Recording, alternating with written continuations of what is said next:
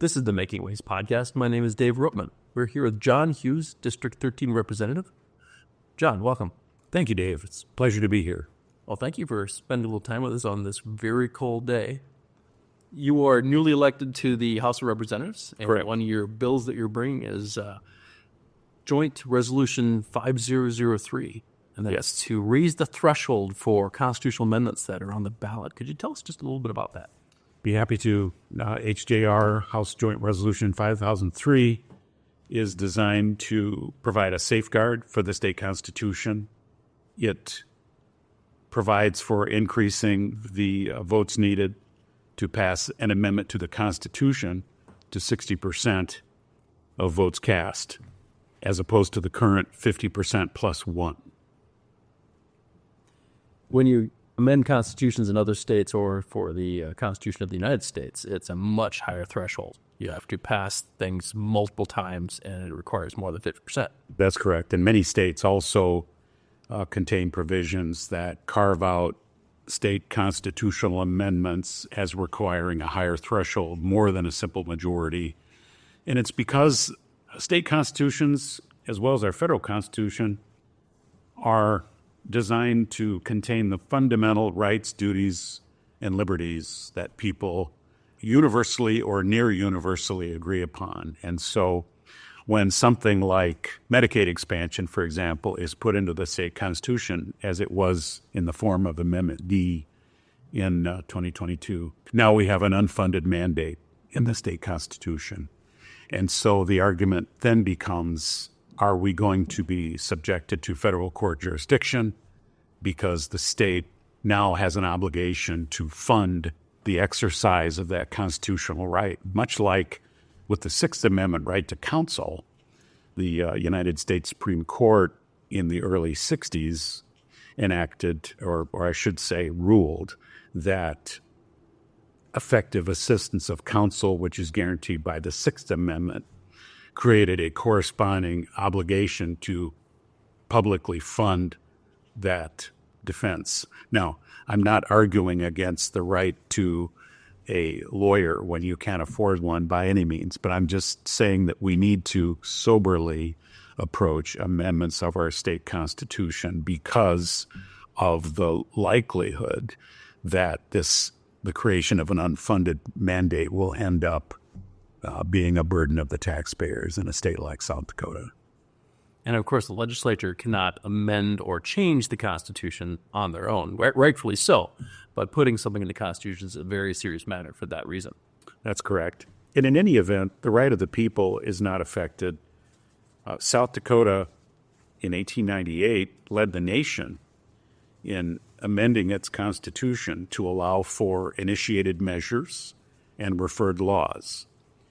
And it's really important to know that House Joint Resolution 5003 does not affect in any way, shape, or form the right of citizens to initiate a statute, initiate an enactment, some people call it a measure, by petitioning, and that they have the right to add to, amend, or repeal existing statutes by an initiated measure.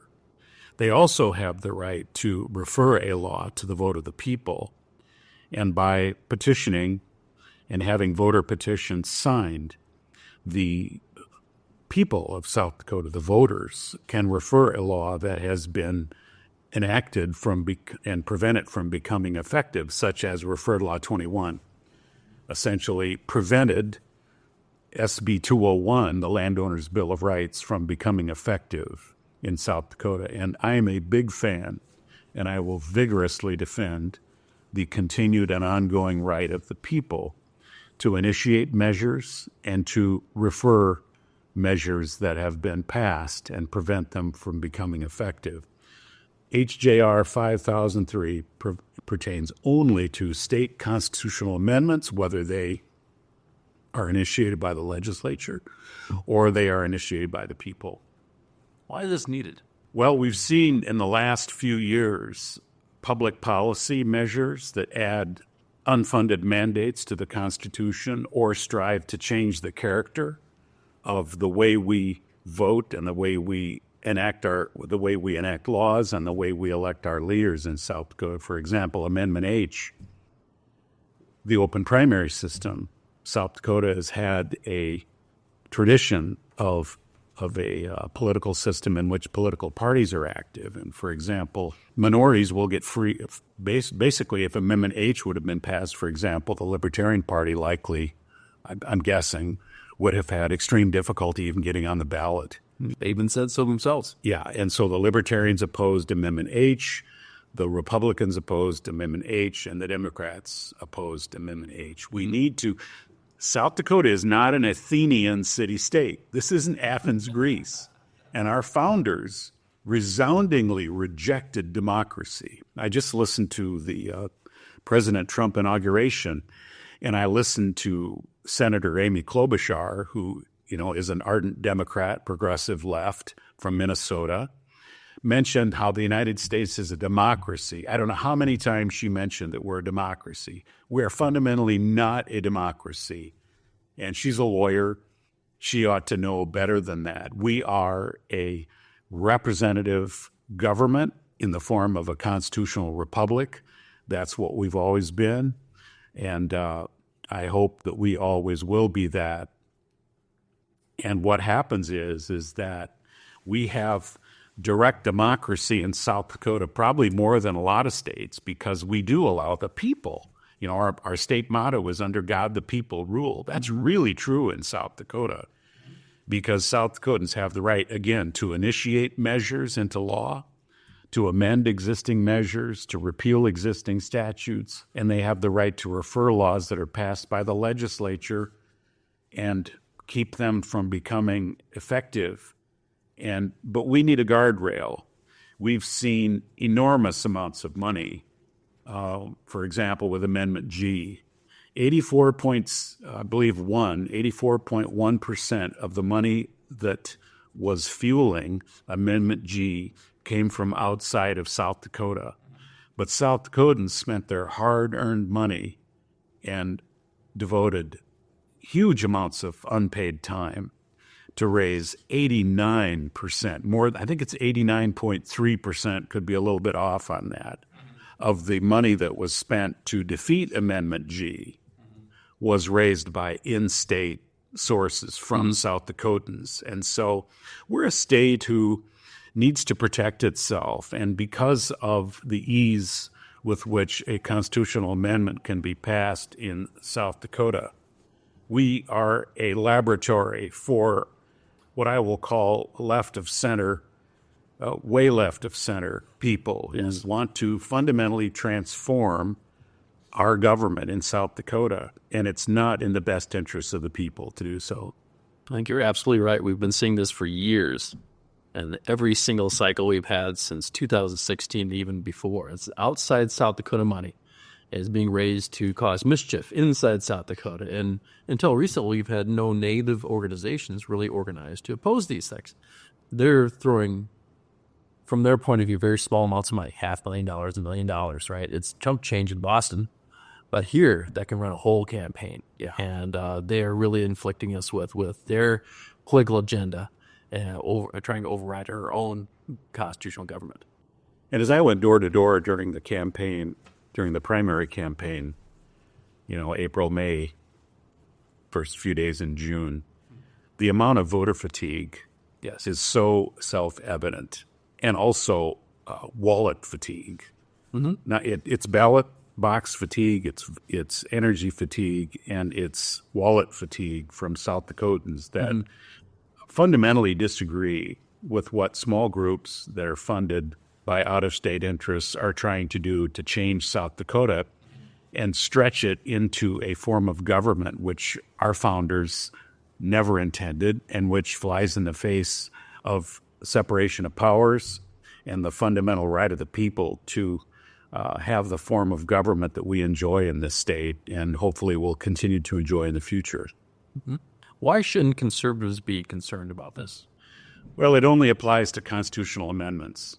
And again, I am a vigorous supporter of citizen involvement, citizen action in petitioning the state to, again, add to, amend, or repeal our existing state statutes in the form of initiated measures.